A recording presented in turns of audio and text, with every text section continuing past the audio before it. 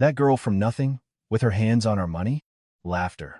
For 3 years of marriage, I worked for my in-laws' home, even helping with the household expenses. But my mother-in-law never once acknowledged me as a true member of the family. Then one day, $30,000 vanished from her bank account. With no evidence, my mother-in-law seized me by the hair, though I was 7 months pregnant. On a frigid December night, I was thrown out into the hallway in nothing but my slippers. My husband wouldn't even open the door, and one by one, the lights inside the house went out. She was left to tremble alone on the cold concrete floor. That's when a security guard offered her a worn-out cell phone. With shaking hands, she dialed a number. Dad. Her in-laws could never have imagined the storm that single phone call would unleash. They had no idea who her father truly was. What exactly happened to that family after that fateful night? Before we begin our story, please consider subscribing and liking this video, and leave a comment telling us where you're listening from, so we can send a little happiness your way. It was a sharp afternoon in early December. A biting winter wind whipped through a condominium complex in a quiet suburb just outside of Chicago. Clara, 7 months pregnant and heavy with child, sat in her small room. The laptop screen in front of her was filled with a dense Spanish manuscript that needed translating. The publisher's deadline was in 2 days, and Clara's fingers flew tirelessly across the keyboard. Every time she felt the baby kick, Clara would pause for a moment to gently stroke her belly. Just a little longer, sweetie. Mommy will rest as soon as this is done, she murmured to herself. She had been a freelance translator for over 5 years. Fluent in both Spanish and Japanese, she had a steady stream of work, earning anywhere from $2,500 to $4,000 a month. Living with her in-laws to save for a down payment, she used her income to contribute to household expenses and buy baby supplies in advance. Clara took a small measure of pride in the fact that she was self-sufficient, asking no one for a handout. Suddenly, the door burst open. Her mother-in-law, Eleanor, stood there, scowling. Clara jumped, her hands flying off the keyboard. Mom, is something wrong? What are you always doing, cooped up in this room? Does staring at that computer put food on the table? Eleanor's voice was laced with irritation. Clara sighed inwardly and replied, the translation deadline is the day after tomorrow. I'm almost finished. Translation, this and that. How much can you possibly be making? Hunching over a computer like that all day can't be good for the baby. Grumbling, Eleanor slammed the door shut. Clara's shoulders slumped. Her mother-in-law was always like this. She looked down on Clara's work, yet she accepted the money Clara contributed to the household as if it were her due. 3 years into the marriage, Eleanor's cold demeanor had never changed, all because Clara's family wasn't wealthy. The words Eleanor had spoken at their first family meeting before the wedding still rang in her ears.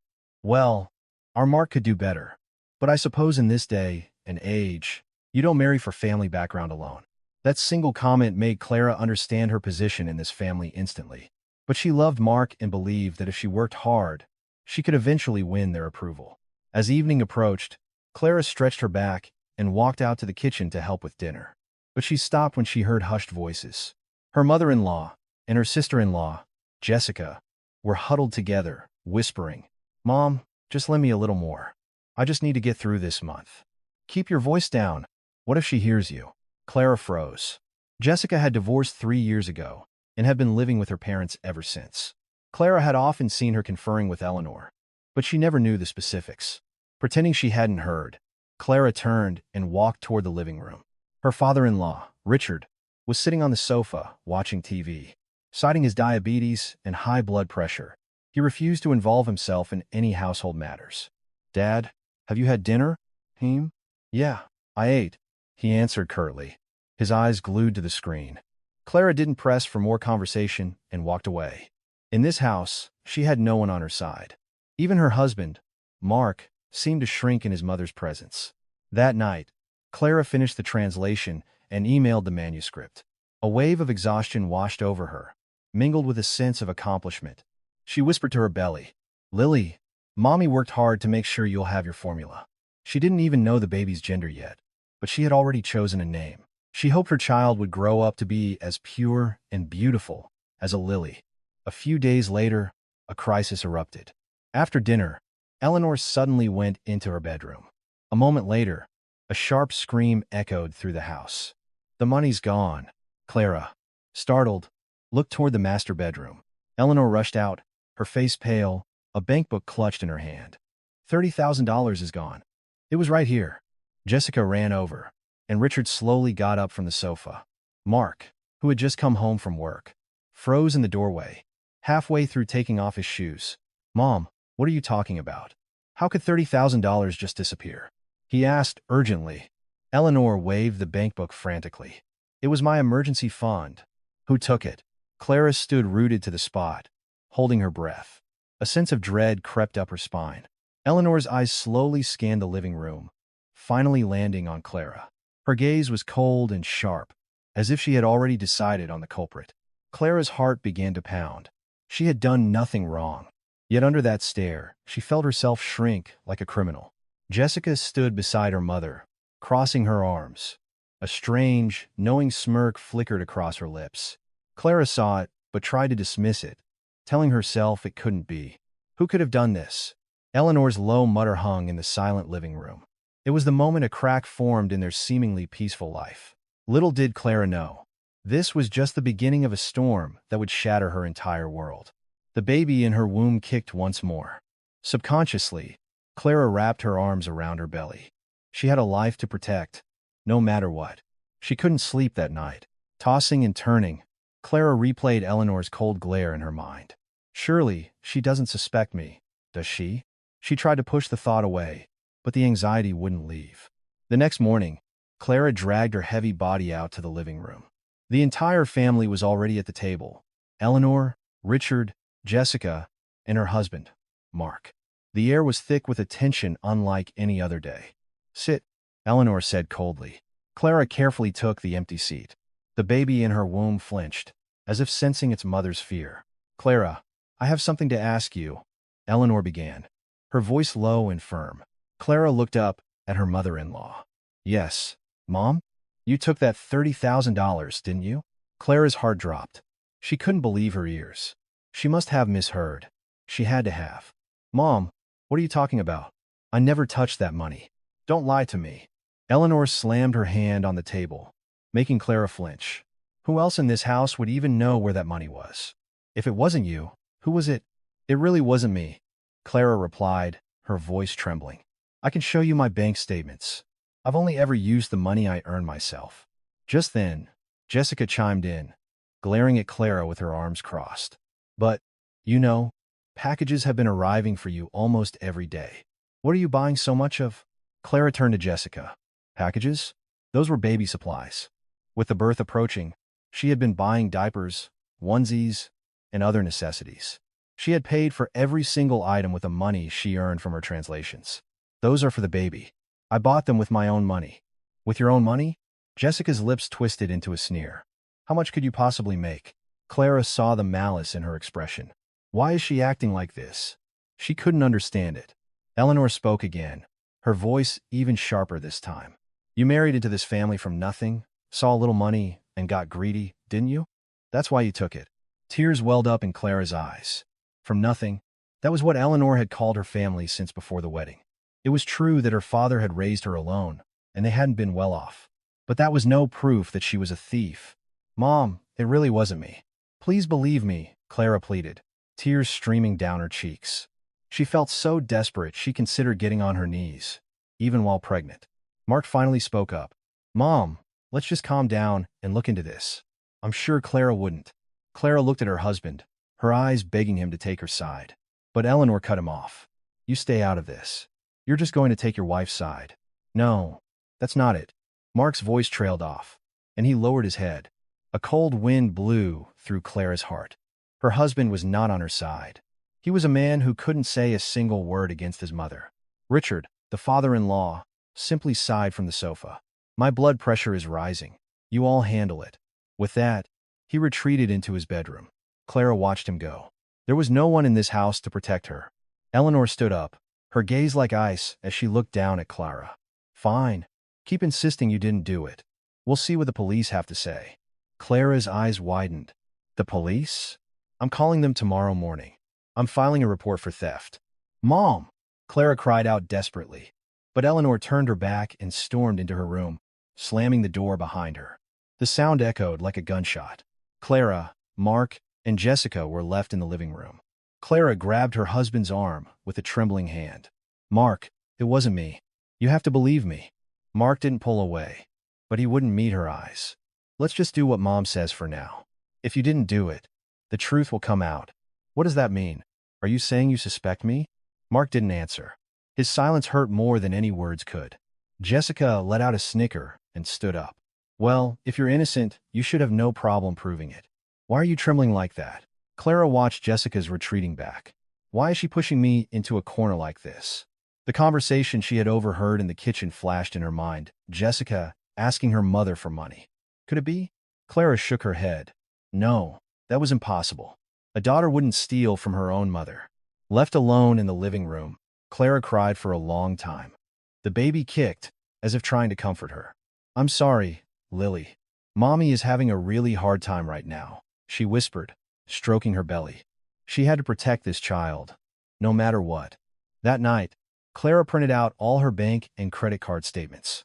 It was the only proof she had of her innocence. But a dark premonition lingered in her heart. What happens if they report me to the police? Will I have to be interrogated while pregnant? Will I get a criminal record? Clara stayed up all night, watching the cold December moon outside her window. Even its light felt chilling. The false accusation was just the beginning. She didn't know it yet, but she was standing at the gates of hell. Eleanor made good on her threat. The next afternoon, Clara received a call from the police station. Eleanor Johnson had filed a theft complaint against her daughter-in-law, Clara Chen. Holding the phone, Clara was speechless. It was real. Her mother-in-law had reported her as a thief. With trembling legs, Clara walked out to the living room. Eleanor was sitting on the sofa, a triumphant look on her face. Mom, did you really call the police? Of course, I did. You steal from me, and then have the nerve to deny it. We'll let the law sort it out. Tears streamed down Clara's face. I swear I didn't do it. Please, believe me. The baby is coming soon. I don't even know what's in that belly of yours. What do you expect from the child of a thief? The words felt like a punch to the gut. To insult her unborn child, it was inhuman. Just then, Jessica emerged from her room, her face as blank as ever. Clara looked at her. She might know the truth. She might even be the real culprit. But Clara had no proof. Jessica, it really wasn't me. You know that, right? Jessica just shrugged. I don't know anything about it. If you didn't do it, the truth will come out eventually. Her nonchalance sent a shiver down Clara's spine. It was as if she was enjoying watching Clara be accused. That evening, Mark came home from work. Clara practically clung to him. Mark, your mom really reported me to the police. What do I do? Mark's expression was conflicted, but he didn't embrace his wife. They'll investigate, and the truth will come out. If you didn't do it, you'll be cleared. Is that all you can say? I'm your wife. Why won't you take my side? Mark sighed. Mom wouldn't do this without a reason. Just wait and see for now. Clara stared at her husband's face. They had been married for 3 years. He was about to become a father. How could he doubt her so easily? At that moment, Eleanor shot up from her seat. That's it. I can't have a thief living in my house any longer. Clara's heart stopped. Mom, what do you mean? Eleanor advanced on Clara, her eyes burning like fire. Get out. Get out of my house. Right now. Mom. Clara stumbled backward. Eleanor's hand shot out, grabbing a fistful of Clara's hair. A searing pain shot through her scalp. Mom, that hurts. I'm pregnant. Clara tried to shield her belly with one hand while prying at Eleanor's wrist with the other. But her mother-in-law's grip was like iron. To think a thief has been eating at my table. It makes me sick. Eleanor dragged her toward the front door. Clara stumbled, struggling to keep her balance. She was 7 months pregnant. A fall could be catastrophic for the baby. She used every ounce of her strength to stay upright. Mark, help me, she screamed. Mark stood in the living room, frozen. He didn't move, his face a mask of shock. Mom, calm down. You, shut up. Eleanor barked, and Mark fell silent. Clara saw it all. Her husband was not going to save her. He was powerless against his mother. The front door swung open. A blast of frigid December air rushed in. Eleanor shoved Clara out into the hallway. Don't you ever set foot in this house again, were Eleanor's final words. Slam. The steel door shut. The deadbolt clicked into place. Clara was left standing in the hallway. She was wearing slippers. She had no coat. Her phone, her wallet, her laptop, everything was inside. The raw December night air bit at her skin. The hallway light flickered overhead. Slowly, Clara leaned against the wall and slid to the floor. A groan escaped her lips. Is this real? Did I really just get thrown out? Her mind went blank. The baby moved inside her. The small stir brought Clara back to her senses. This was no time to cry. If she stayed in the cold for too long, the baby would be in danger. With a trembling hand, she pounded on the door. Mark, please. I'm so cold. The baby's in danger. She heard footsteps inside. The sound of someone standing just on the other side of the door. Mark, open the door. Please. I'll talk to Mom when she calms down, came Mark's muffled voice. But the door remained closed. Open it now.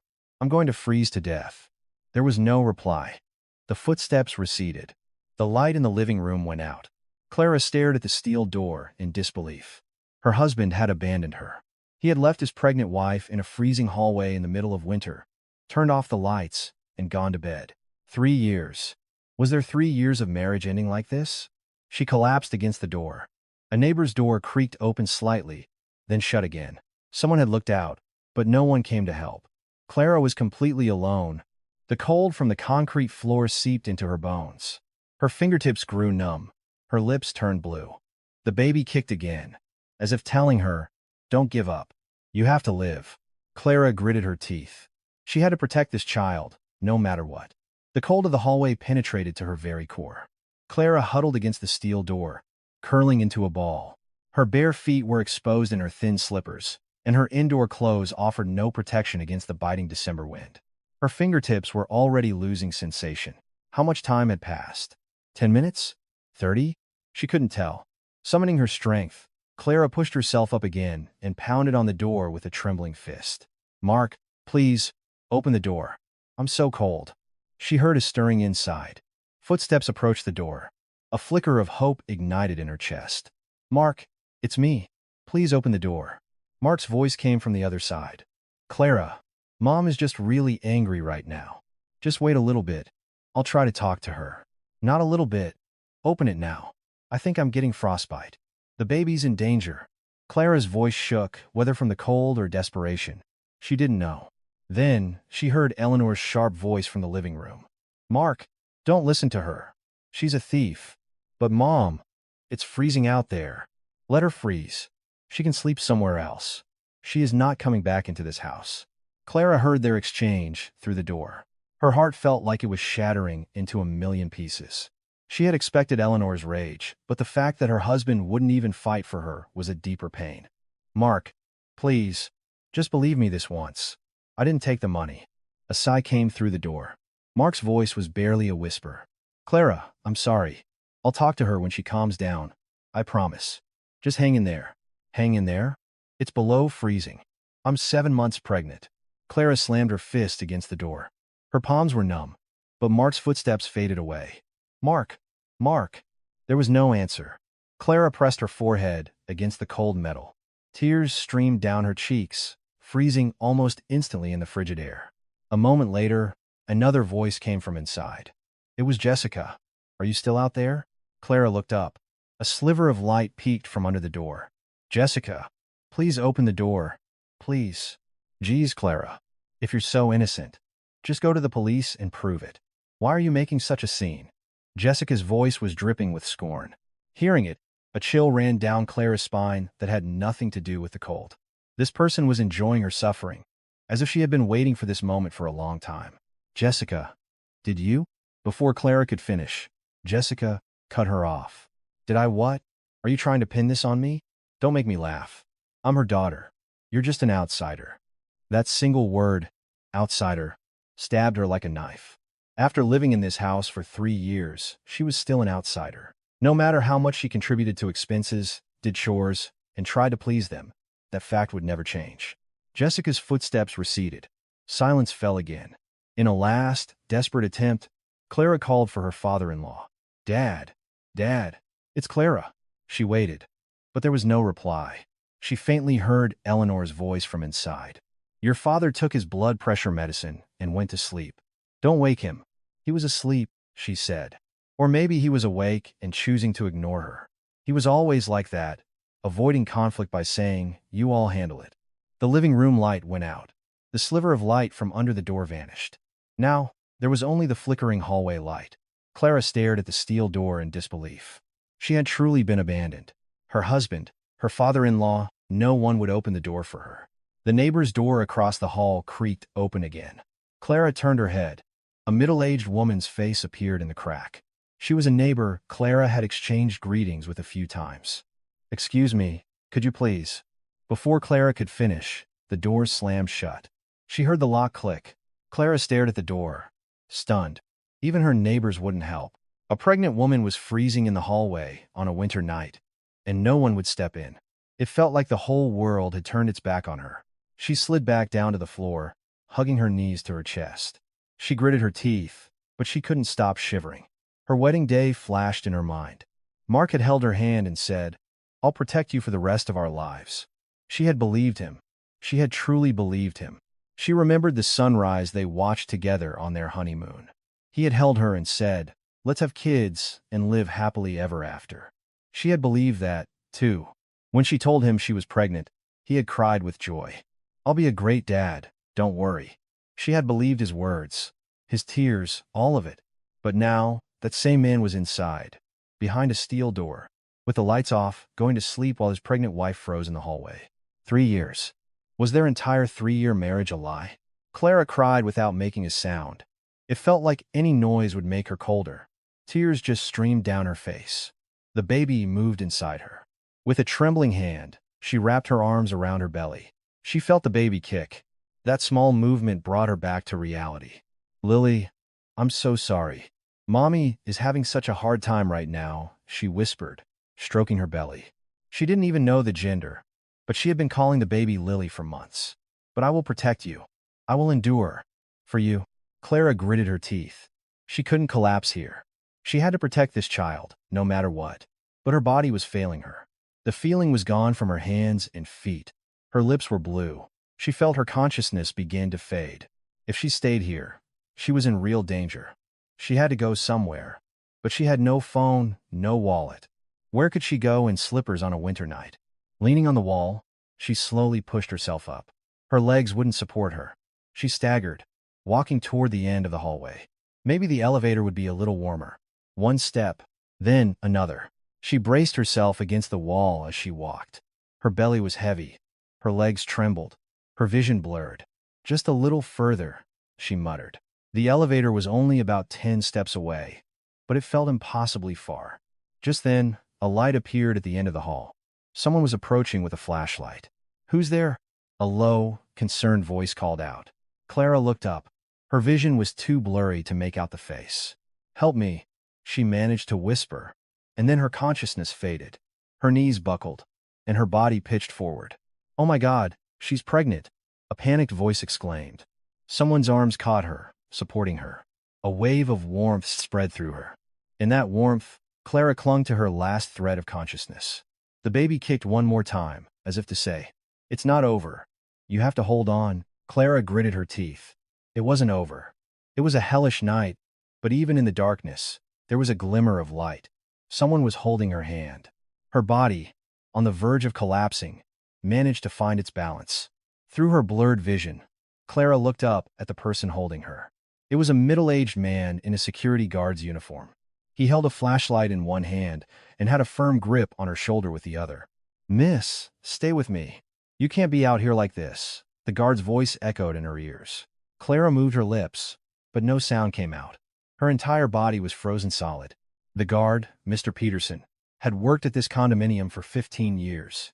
He had been on his nightly patrol when he spotted someone staggering in the hallway. At first, he thought it was a drunk resident. But as he got closer, he saw it was a young, pregnant woman, deathly pale, wearing only thin indoor clothes and slippers.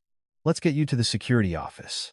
You'll freeze to death out here," Mr. Peterson said, helping her walk slowly. Clara's body was ice cold.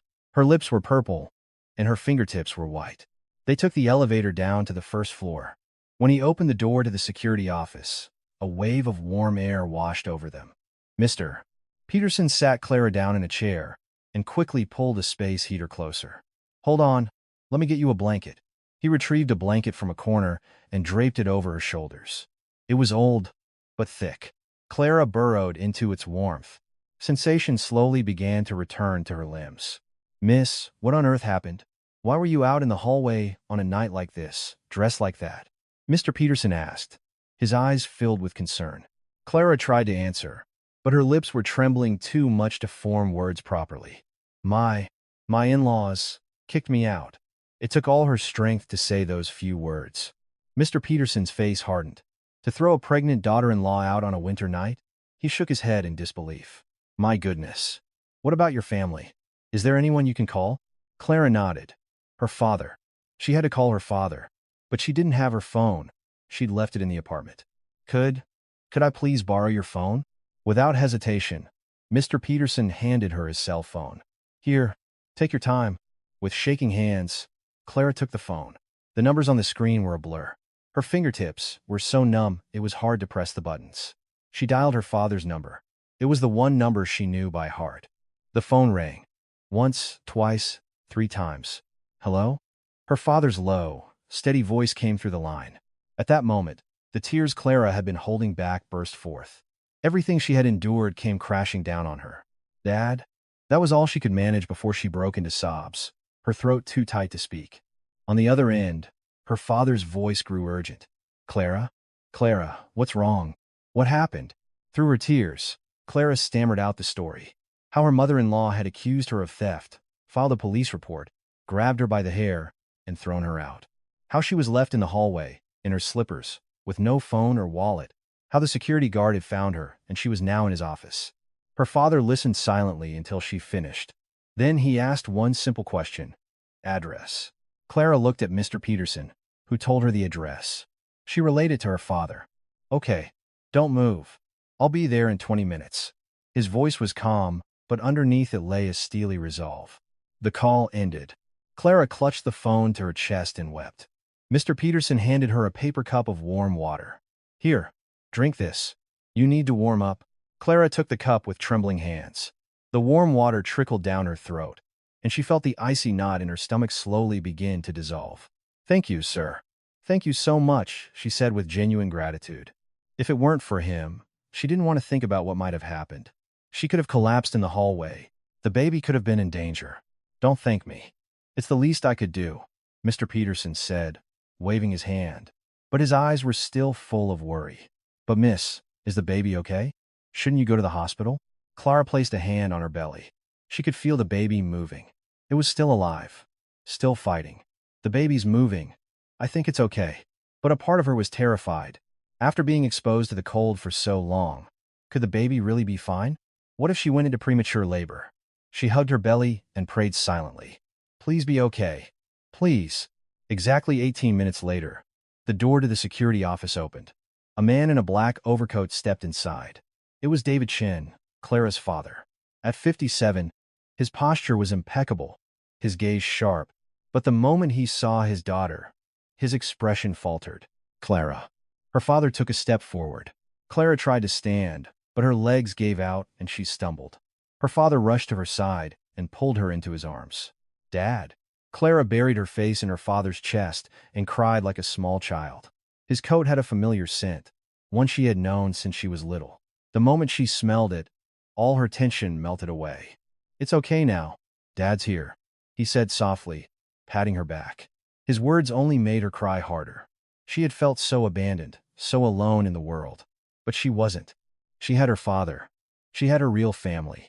David Chen held his daughter and looked at Mr. Peterson. Thank you for saving my daughter. Mr. Peterson waved his hand. Not at all, sir. It was my duty. No, I will never forget this kindness. David Chin bowed his head with sincere gratitude. The managing partner of one of the country's top law firms was bowing to a security guard. Mr. Peterson was flustered, but also strangely moved. David helped his daughter out of the security office. A black sedan was waiting at the curb. A driver opened the door. To the hospital, David said curtly, and the car pulled away. Sitting next to her father, Clara stared out the window. The condominium where her in-laws lived grew smaller and smaller in the distance. She had lived there for 3 years. It hadn't been a happy home, but she had believed it was a family. She would never go back. Clara, is your stomach okay? Her father asked. Clara stroked her belly. The baby is still moving. I think it's okay. We need to be sure. We're going to a good hospital. The car sped toward a large hospital downtown. When they arrived at the emergency room, a medical team was already waiting to put Clara in a wheelchair. Her father must have called ahead. After a series of tests, a doctor explained the results with a grave expression. She has symptoms of hypothermia, and we've detected uterine contractions. There's a risk of premature labor. She needs to be admitted for at least 2 weeks of bed rest. Clara's face went white. Premature labor. The words echoed in her mind. Is the baby going to be okay? The baby isn't in immediate danger, but absolute rest is critical. She cannot be under any stress, the doctor said firmly. Clara stroked her belly and cried. I'm so sorry, Lily. Mommy is so sorry. David held his daughter's hand. This is not your fault. The people who did this are the ones at fault. Clara looked at her father. She could see a fire of rage in his eyes, but he was trying his best to hide it from her. She was admitted to a private room. Lying under the warm blankets, she could feel the chill finally leaving her body. She was safe now. She was finally safe. The next day, when Clara woke up, her father was sitting by her bed. He must have stayed with her all night. Her laptop was on the bedside table. Dad, I had it retrieved from the apartment, along with your other things. Clara looked at the laptop. She still had a translation deadline in 4 days. Even in the hospital, she had to work. She opened it. Wait, are you trying to work now? Her father asked, frowning. Clara nodded. I have a deadline. This is my responsibility. Your health comes first. Dad, I want to raise my baby with my own money, without taking a handout from anyone. Clara's gaze was determined. David sighed. He knew his daughter better than anyone. Once she made up her mind, she was stubborn. All right, but don't overdo it. Clara managed a smile. She was so lucky to have her father. Having even one person in the world who believed in her was the greatest strength she could ask for right now. The baby moved inside her. Clara stroked her belly. Lily, Mommy will protect you. We'll make a good life. Just the two of us. Winter sunlight streamed through the window. The long, dark night was over, and morning had finally come. On her 3rd day in the hospital, Clara was propped up in bed, finishing her translation. The deadline was the next day, but thankfully, she didn't have much left to do. The doctor had insisted on absolute rest, but Clara couldn't let her work go. It was her responsibility. The door opened, and her father walked in, holding a manila envelope. His expression was even more resolute than usual. Clara, we need to talk. Clara closed her laptop and looked at her father. He sat down and placed the envelope on the table. What's that? A lawsuit. I've filed a suit against your mother-in-law for assault and filing a false police report. Clara's eyes widened. She had expected it, but hearing it was now a reality made her feel conflicted. Dad, do we have to go this far? Can't we just get a divorce? David shook his head, his gaze unwavering. Clara, think about what you went through. She grabbed a pregnant woman by the hair, dragged her out, and abandoned her on a winter night. Not only that, she falsely accused you of theft. This isn't a family squabble. This is a crime. Clara bit her lip. Her father was right. What her mother-in-law did was a crime. Still, a part of her felt uneasy. They were my family once. Family?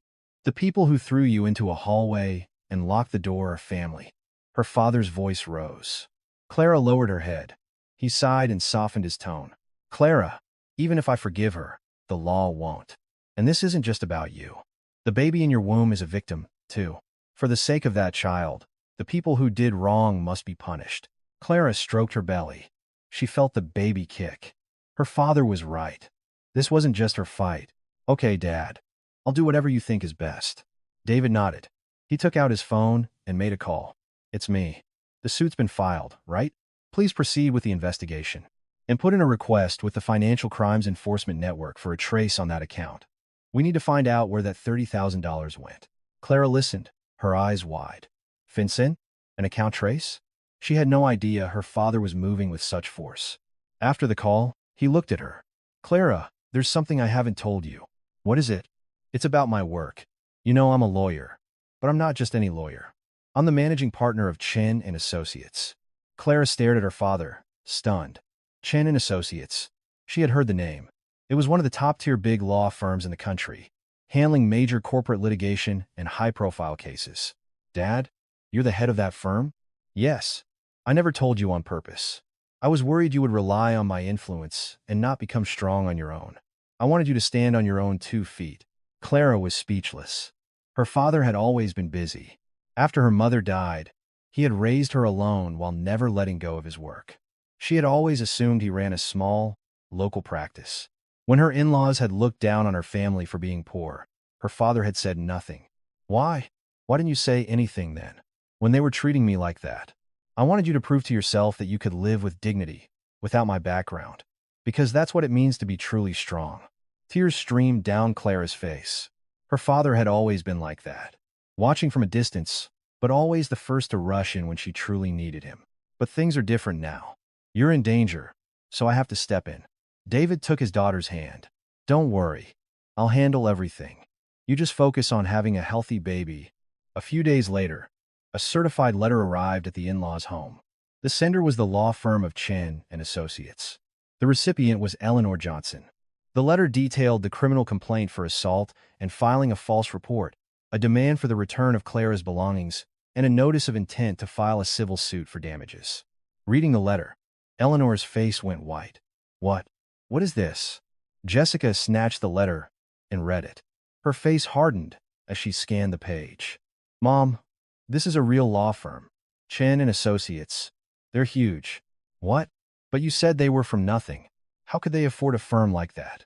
Eleanor took the letter back, her hands trembling. She was sure Clara's family was poor. At the pre-wedding meeting, Clara's father had worn a simple suit, and they had brought a modest wedding gift. That's why she had felt so comfortable looking down on them. But the head of one of the country's top law firms? Eleanor's legs gave out, and she collapsed onto the sofa. Mom, what do we do? Are we really getting sued?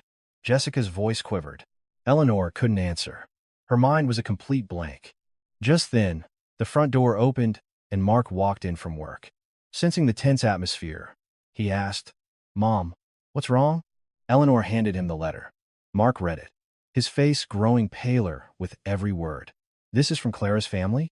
Yes. Her father is the head of Chen and Associates. My father-in-law is the managing partner of a top-tier law firm. Mark stood there, stunned. He had met his father-in-law a few times over the past 3 years. He was a quiet, reserved man who had said he ran a small law office.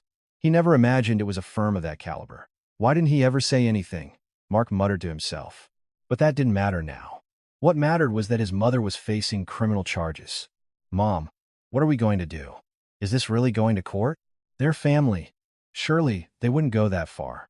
It's probably just a scare tactic, Eleanor said, trying to sound nonchalant, but her hands were shaking. Jessica spoke up anxiously. Mom, I'm scared.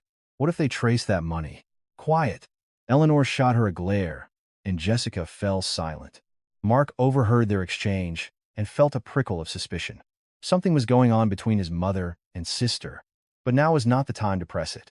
His father, Richard, came out of the bedroom. What's all the noise? Eleanor handed him the letter. Richard read it and sighed. I told you. You shouldn't have thrown a pregnant girl out like that. Is that what's important right now? What are we supposed to do? Don't yell at me. You're the one who caused this mess. Richard retreated back into his room. Eleanor, unable to contain her rage, gritted her teeth. 2 weeks later, Clara was discharged from the hospital. Now, 8 months pregnant, her belly had grown quite large. The doctor warned her not to overexert herself and to focus on rest. Clara went to her father's home, an apartment in Chicago's affluent Lincoln Park neighborhood.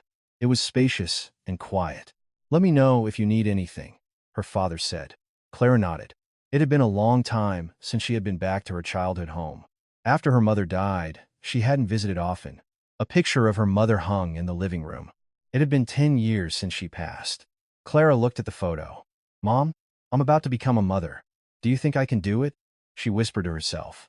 In the photo, her mother's warm smile never faded. A few days later, a call came from the district attorney's office. The investigation had officially begun. They were tracing the family's bank accounts through FinCEN, and they expected results soon. With a heavy heart, Clara looked out the window. Snow was falling. The last days of December were approaching. Lily, when the new year comes, only good things will happen. Mommy promises. Clara stroked her belly and whispered. It was the calm before the storm, but she knew that soon, the truth would be revealed. and the people who had trampled on her would face the consequences. Clara gritted her teeth. She would not be a victim any longer. For her child, she had to be strong. In early March, after a long and difficult labor, Clara gave birth to a healthy baby girl. The baby weighed 7 pounds, 1 ounce. When the doctor placed her in Clara's arms, she couldn't stop crying. The tiny, red face, the tightly clenched fists, the soft, rhythmic breathing, Clara stared at her daughter for a long time. The pain of the past few months melted away in an instant. "Lily, it's Mommy. We finally meet," Clara whispered. The baby, as if understanding, moved her tiny mouth. Her father, David, who had been waiting outside, came in. The moment he saw his granddaughter, his stern expression softened. "Clara, you did so well. Look, Dad, it's our Lily." David carefully peered at his granddaughter's face. A new life had entered the world. He said nothing, but squeezed his daughter's hand tightly. On the birth certificate, the baby's name was listed as Lily Johnson. Since the divorce wasn't final, she had to take her father's last name. Looking at the document, Clara felt a mix of emotions. She made a silent vow to change her daughter's name one day. A week into her stay at a postpartum care center, a lawyer sent by her father came to visit. He was a young associate from the firm. He pulled a thick file from his briefcase. "Miss Chen, the results of the DA's investigation are in." Clara, holding her baby, looked at the lawyer. Her heart began to race. To put it simply, the person who took the $30,000 was your sister-in-law, Jessica Johnson. Clara held her breath. She had suspected it, but hearing it confirmed left her mind reeling. "This is based on the account trace conducted by FinCEN." The lawyer spread the documents out. They contained a detailed record of Jessica's financial transactions. After her divorce 3 years ago, Miss Johnson developed an addiction to online gambling. Her cumulative debt reached over $200,000. She had been siphoning money from her parents to pay it off, and this $30,000 was also withdrawn to cover gambling debts. Clara stared at the papers. The numbers seemed to dance before her eyes. $200,000. $30,000. To pay off that debt, her sister-in-law had framed her. And there's more damning evidence. The lawyer produced another document. It was a screenshot of a text message. "This is a message your mother-in-law, Eleanor Johnson, sent to her daughter, Jessica. The date is the night she discovered the money was missing." With a trembling hand, Clara took the paper. It read, "Don't worry, honey. We'll just pin it on her. No one will believe that girl from nothing." Clara's hand shook violently. She read it again and again. Each word was like a nail being driven into her heart. Her mother-in-law had known. She had known from the very beginning that her own daughter had taken the money. And yet, she had framed her daughter-in-law. She had filed a police report. She had grabbed her by the hair and thrown her out into the winter night. Is this real?" Clara's voice trembled. The lawyer nodded. "This is evidence secured by the DA's office. It was recovered through a forensic analysis of the phone." Clara hugged her baby and wept. She didn't know if she was crying from the injustice or the rage. Probably both. 3 years. She had lived in that house for 3 years. She had contributed to expenses, done chores, and always tried to please them. But to her mother-in-law, she was nothing more than a convenient scapegoat. The lawyer spoke again, gently. "There is one more thing." Clara wiped her tears and looked at him. There was more? How much more did she have to learn? "In preparing for the divorce proceedings, we conducted an investigation into your husband, Mark Johnson. In the process, we confirmed that he has been having an affair." Clara's eyes widened. "An affair?" "Yes. We've confirmed he has been in a relationship with a junior colleague at his company for over a year. We have evidence, including hotel records, credit card statements, and messenger conversations." Clara was speechless. An affair. For a year. That meant while she was pregnant, while she was being thrown out of the house, while she was in the hospital at risk of premature labor, her husband had been seeing another woman. The evidence is all here. It will be very advantageous in the divorce settlement. The lawyer offered another file. Clara didn't take it. She didn't need to see it. She didn't want to. The baby in her arms started to fuss. Clara soothed her and looked out the window. The March sunlight streamed in. Spring was coming. Her entire 3-year marriage had been a lie. Her husband had never loved her. Her mother-in-law had despised her from the start. In that house, Clara had never once been a real member of the family. Strangely, the tears stopped. The anger slowly subsided, leaving behind a vast emptiness. And from that emptiness, A single resolution began to form. "Mr. Davis," she said to the lawyer. "Yes, Miss Chin, please proceed with the divorce.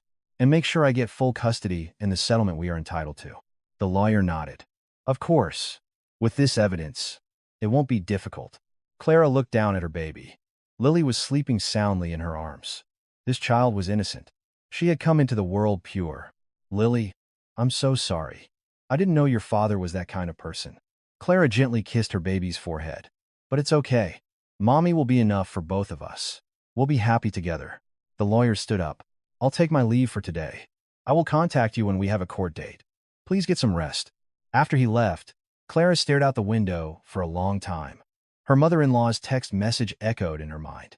"No one will believe that girl from nothing." She wanted to prove those words wrong. No, she didn't need to prove anything. The truth was already out. The door opened and her father walked in. The moment she saw him, the tears she had been holding back burst forth. She tried to stop them, but she couldn't. "Dad." David came to her side and wrapped an arm around her. "I heard. The lawyer told me." "She knew, Dad. She knew from the beginning. And she still did that to me." Clara couldn't finish her sentence. David said nothing, just gently patted her back. After a long while, Clara's crying subsided. Her father spoke softly. "Clara, what do you want to do now?" Clara looked at the baby in her arms. Then she answered slowly, "I want to move forward. For her. I don't want to be stuck in the past." David nodded. "Good. That's the right attitude. The law will deal with the people who did wrong. You just live your life." Clara wiped her tears and smiled. The wounds hadn't healed yet. It would probably take a long time. But now, she felt she could finally move on. A spring breeze blew outside the window. Just as spring follows winter, a new season was beginning in Clara's life. Baby Lily opened her eyes. They were clear and bright as they looked up at her mother. Clara hugged her tightly. "Lily, let's start over. Together with Mommy." One evening in June, Clara was in her father's living room, feeding Lily a bottle. At 3 months old, the baby was chubby and healthy. Clara smiled, gently poking her daughter's cheek. Her father walked into the room, holding a document. "Clara, we need to talk." Clara placed Lily in her crib and turned to her father. His expression was serious. "I heard from the DA's office. Your mother-in-law and sister-in-law have been indicted. A trial date has been set." Clara nodded. She had expected this. "And there's one more thing they asked." "What is it?" "They asked if you would be willing to let them release the details of the case to the media, as a cautionary tale, to prevent similar incidents." Clara paused to think. The media. That meant her story would be known to the world. It wasn't something to be ashamed of. But it wasn't an easy decision either. "It's your choice," her father said. "If you don't want to, you don't have to. No one is forcing you." Clara looked at Lily, asleep in her crib. If this child grew up and learned what her mother went through, what would she think? If she learned her mother had suffered an injustice and simply hidden it away, what could she possibly say to her? "I'll do it." Clara's voice was firm. "There could be others going through the same thing. If my story can help someone, then there's no reason to be ashamed." David looked at his daughter. He saw a faint tremor in his eyes. "All right. We'll do as you wish." A few days later, the story aired on the 9 o'clock evening news. The anchor read the report with a solemn expression. "A mother-in-law who assaulted her 7-month pregnant daughter-in-law and threw her out on a winter night has been indicted by the district attorney. The victim has agreed to make the case public to raise awareness and prevent future tragedies." The screen showed an exterior shot of the in-laws' condominium building. The exact unit number was blurred, but anyone who knew them would recognize it. The victim was falsely accused of stealing $30,000 and reported to the police. However, the investigation revealed the real culprit to be her sister-in-law. The mother-in-law was found to have known about her daughter's crime and intentionally framed the victim. The anchor paused before continuing. Meanwhile, it has been revealed that the victim's father is David Chin, the managing partner of the major law firm Chin and Associates, adding another shocking layer to the case. At that moment, in her living room, Eleanor was watching the news. The second she saw her building on the screen, the remote fell from her hand. Her heart hammered against her ribs. She was frozen. "What? What is this?" she stammered. The news report continued, broadcasting her crimes to the entire city. Just then, the doorbell began to ring incessantly. Ding dong, ding dong, ding dong. Eleanor jumped, looking toward the door. The intercom screen showed several rough-looking men. Jessica Johnson live here. Open up. Bang, bang, bang. The pounding on the door echoed through the building. Pay up that 200 grand. You think you can hide from us? Eleanor's legs gave out, and she sank onto the sofa. There were debt collectors, here for Jessica's gambling debts. Jessica emerged from her room, her face pale. Mom, what do we do? That's the money I borrowed. What do you mean? What do we do? What can I do? Eleanor shrieked. But Jessica had no money. She had lost it all gambling. The pounding on the door grew louder. Neighbors opened their doors and peeked out. Whispers filled the hallway. That's the apartment. The one from the news. Oh my God. They threw out their pregnant daughter-in-law? How scary. To have people like that living next door. Hearing the whispers, Eleanor felt her world go dark. From the next day on, her life became a living hell. When she went to the grocery store, people would whisper and point. Standing in the checkout line, she heard someone behind her say, "Isn't that her? The woman from the news?" Yeah, the mother-in-law who assaulted her daughter-in-law. Eleanor abandoned her cart and fled the store, her face burning with shame. She had always prided herself on her reputation. Being pointed at by others was worse than death. But now, it happened everywhere she went. She called an old friend, wanting to vent. Hello? It's Eleanor. Oh, Eleanor. Sorry, I'm busy right now. Click. The line went dead. She tried another friend. No answer. A third had blocked her number. These were friends she had known for over 30 years. Women she had traveled with and shared her life with. Overnight, they had all turned their backs on her. Eleanor sat on her living room sofa, staring blankly at the ceiling. Is this real? How did it come to this? Meanwhile, Mark was being pushed to the brink at work. The day after the news story, the atmosphere at the office changed. Colleagues whispered about him. They avoided eye contact. He found himself eating lunch alone most days. A week later, his team leader called him over. Mark, we need to talk. With a sense of dread, Mark walked to his boss's desk. The team leader's face was grim. You're off the new project. What? Why? I was supposed to lead that. The client called. They said it would be problematic if you were involved with the project. Mark was speechless. The client had requested he be removed. They had obviously seen the news. Sir, I didn't do anything wrong. I know, Mark. But my hands are tied. We have to consider the company's image, his boss said, avoiding his gaze. Mark stood there, clenching his fists. After that, he was treated like a ghost at work.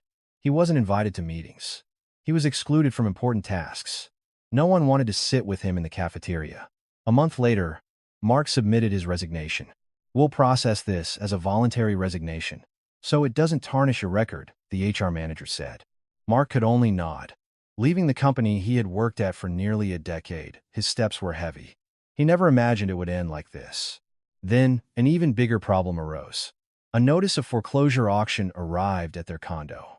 With trembling hands, Eleanor opened it. It stated, Notice of foreclosure proceedings due to 6 months of mortgage delinquency. What is this? Mortgage delinquency? Eleanor stared at her husband, Richard. Richard lowered his head and mumbled. I couldn't make the payments. I used the money for Jessica's debts. For 6 months? Eleanor felt the world spin. Jessica's debt. To pay it off, they had taken out a second mortgage on their home. And now, because as they couldn't even pay that, the home was being foreclosed on. Where are we going to live? This is all we have. Eleanor's voice trembled. Richard didn't answer. This was the home they had lived in for 40 years, where they had raised their children, welcomed guests, and made countless memories. And now it was about to be taken away.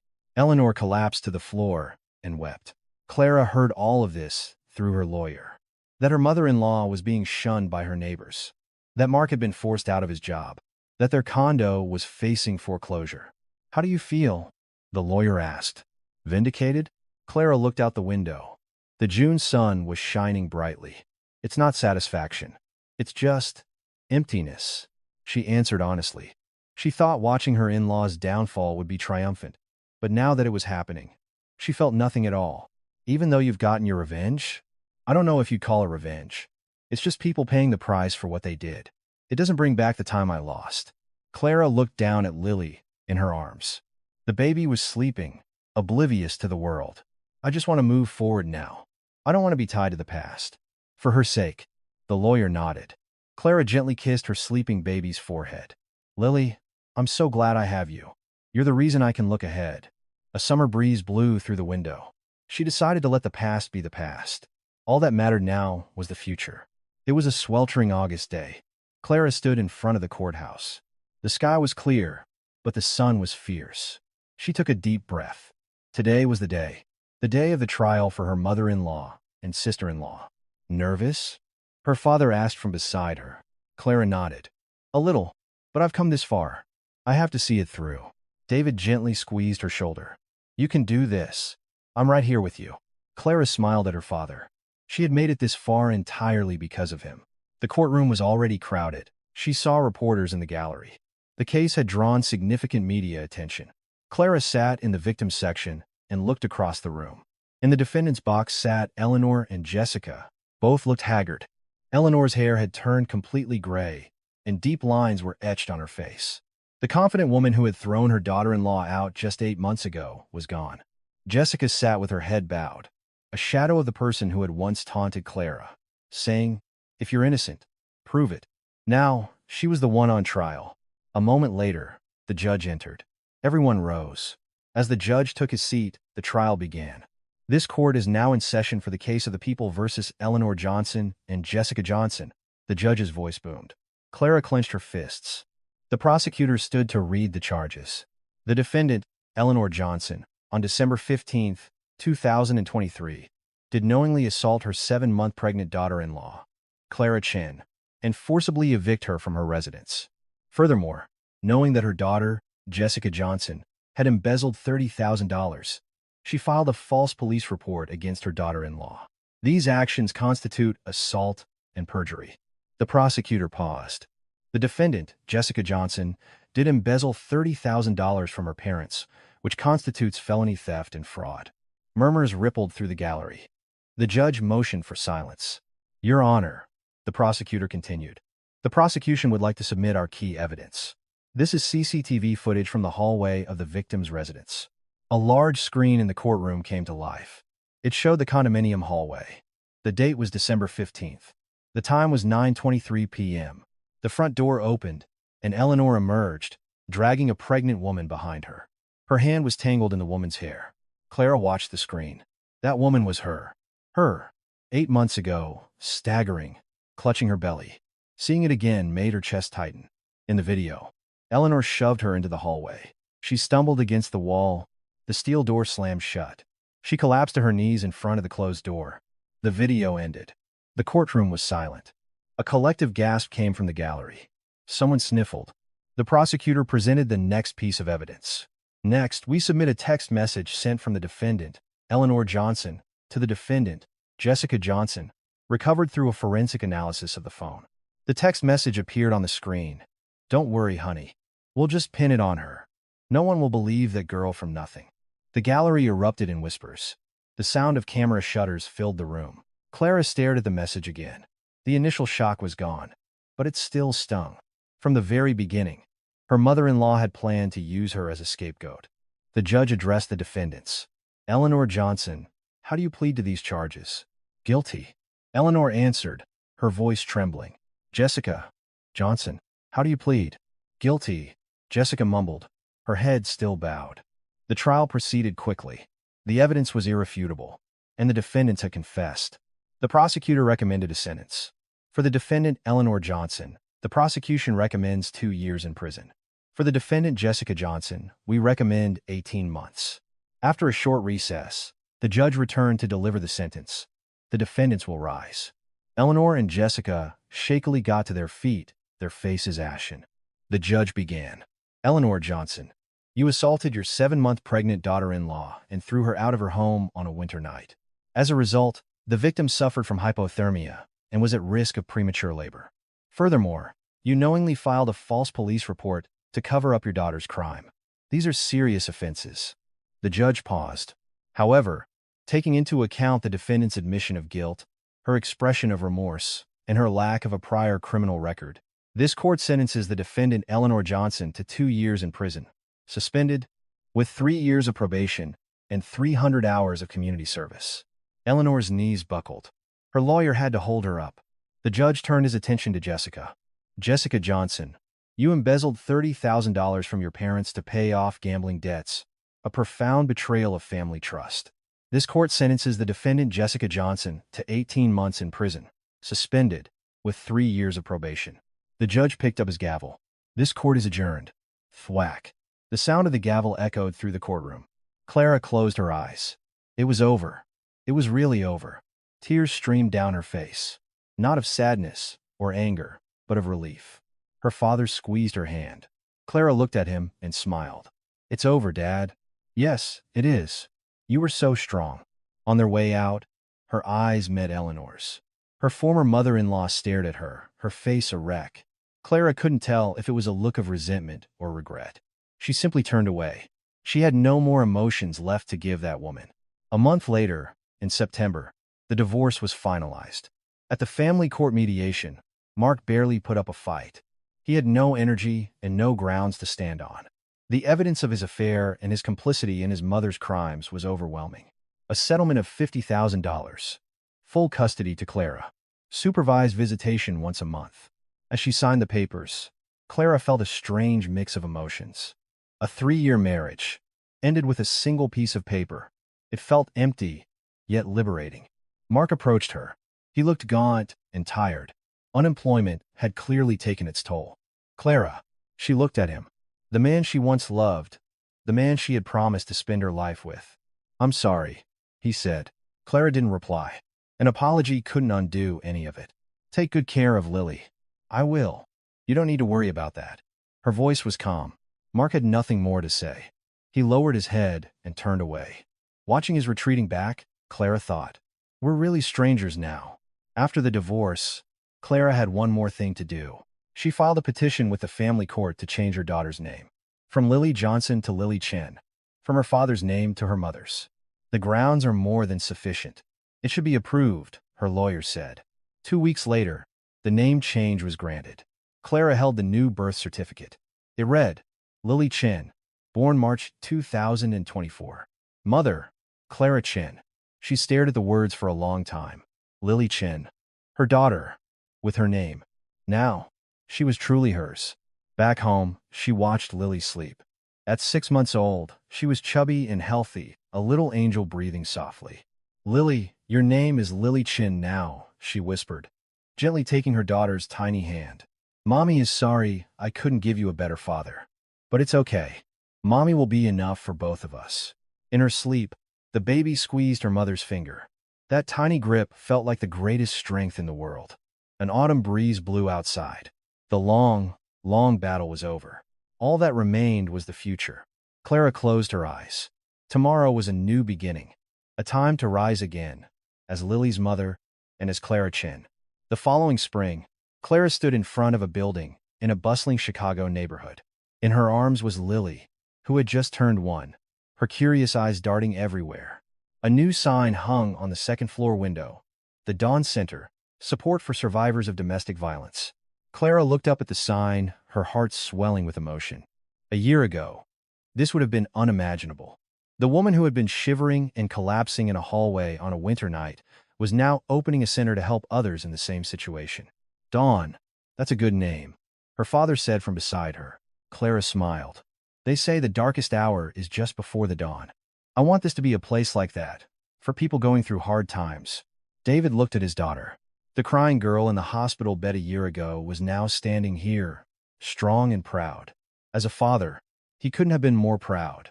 You'll do great things. I believe in you. Thanks, Dad. I couldn't have done any of this without you. The funding for the center had come from several sources.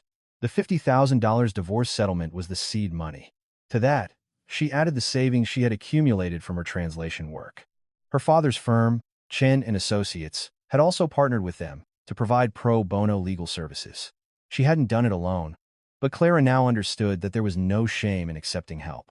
What mattered was what you did with it. They stepped inside. The space was small but clean and well-organized, with 2 counseling rooms, a waiting area, and a small office. Warmly colored paintings hung on the walls. It turned out better than I imagined, Clara said, looking around. A friend from her university days, who had heard her story, had volunteered to help with the interior design. On the office desk, Files were neatly arranged. A list of cooperating lawyers, contact information for therapists, a directory of local shelters. Everything was ready. In her arms, Lily babbled. Clara smiled down at her. Lily, this is where mommy works. What do you think? Do you like it? The baby answered with a gurgle, which to Clara was the greatest encouragement in the world. That afternoon, the first client arrived. Clara sat in the counseling room, waiting for the door to open. Her heart pounded.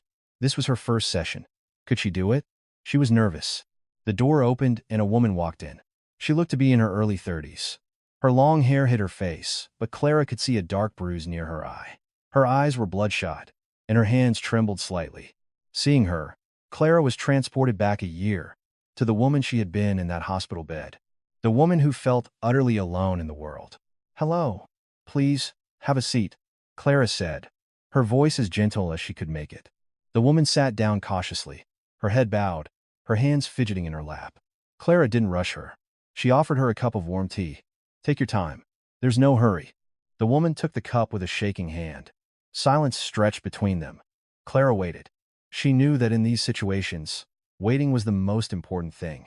I don't know where to start, the woman whispered, her voice cracking. That's okay. Just say whatever you feel like saying.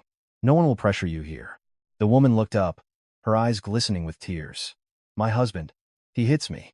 It's been happening for 3 years. The words pierced Clara's heart. 3 years. How terrifying, how lonely that must have been. I haven't told anyone. I was too ashamed, too embarrassed. I thought maybe it was my fault. Tears streamed down the woman's face. Clara handed her a tissue. It's not your fault. It is not your fault, she said firmly. The woman looked at her. Really? Yes, really. No one ever deserves to be hit. You did nothing wrong. The woman's lips trembled, and then the sob she had held back for so long finally broke free. Clara waited quietly until the crying subsided. After a while, the woman wiped her tears and asked, How did you, the director here, how did you come to do this kind of work? Clara thought for a moment, then answered honestly. I went through the same thing. The woman's eyes widened. Yes, a year ago, I was assaulted by my mother-in-law and thrown out of my house while I was pregnant. In the middle of winter, in my slippers. Clara's voice was steady. The memory was still painful, but she could talk about it now. At the time, I truly thought my world had ended. I thought no one would ever help me, but I was wrong. There were people who helped me, and because of them, I was able to get to where I am today. The woman stared at Clara. Her expression changed. The despair in her eyes was replaced by a small flicker of light. So, I wanted to help too, Clara continued. To help people who are struggling like I was. I wanted to let them know that they are not alone. She gently took the woman's hand. You can get through this, too. We will help you here. Legal counseling, therapy, connecting you with a shelter. We can provide all of it. You don't have to fight this alone. Fresh tears welled in the woman's eyes. But this time, they were different. They were not tears of despair, but of hope. Thank you. Thank you so much, she said, bowing her head. Clara gently patted her shoulder. Take it one step at a time. We'll do this together. After the session, Clara sat in her office and looked out the window. The spring sunlight poured in, and cherry blossom petals danced in the wind. Beside her, Lily babbled. Clara picked her up. At over a year old, she was getting heavy, but it was a weight that brought Clara happiness. Lily, Mommy had her first counseling session today. I was nervous, but I think it went well. The baby, as if understanding, smiled and reached out a tiny hand to touch her mother's cheek. Clara held the small, soft hand. This was the hand that had pulled her up. This child was the reason she had survived. Thank you, Lily. Because of you, Mommy made it this far. The door opened, and her father walked in, carrying a potted plant. A small yellow flower was in bloom. A gift for the opening. I thought it would brighten up the office. Clara took the plant. The yellow flower shone in the sunlight. It's beautiful. Thank you, Dad. David looked at his daughter and granddaughter. He felt a lump form in his throat. Your mother would have been so proud. If only she could have seen the amazing woman you've become. Clara nodded. Her mother, who had passed away 10 years ago. She missed her. She wanted to show her Lily. She wanted to show her this sinner. I think she's watching from somewhere. I'm sure she is. A spring breeze blew through the open window, carrying cherry blossom petals inside. It was as if her mother was sending her greetings. Clara held Lily and stood by the window, watching the people pass by on the street below, each of them living their own lives. Among them, there were surely people going through hard times, people who felt alone. Clara wanted to reach out a hand to them. She wanted to pay forward the help she had received. That was why she had created this center. Lily, let's live our lives to the fullest, with our heads held high. The baby babbled in response. Clara smiled. The wounds of the past had not completely healed. They would likely remain as scars for the rest of her life. But she was no longer ashamed of them. It was because of those scars that she could understand the pain of others. This was her day, not as someone's daughter or someone's wife, but as Clara Chin, and as Lily's mother, and as the director of the Dawn Center. It was the first day of a new life. The spring sunlight poured in. The long winter was over, and spring had finally arrived. If today's story resonated with you, even in a small way, we hope you'll visit us again. And if you're able, please leave a warm word of encouragement for our protagonist. Your kindness might be the reason someone else can face tomorrow. We are sincerely cheering for your today and your tomorrow. Thank you for listening.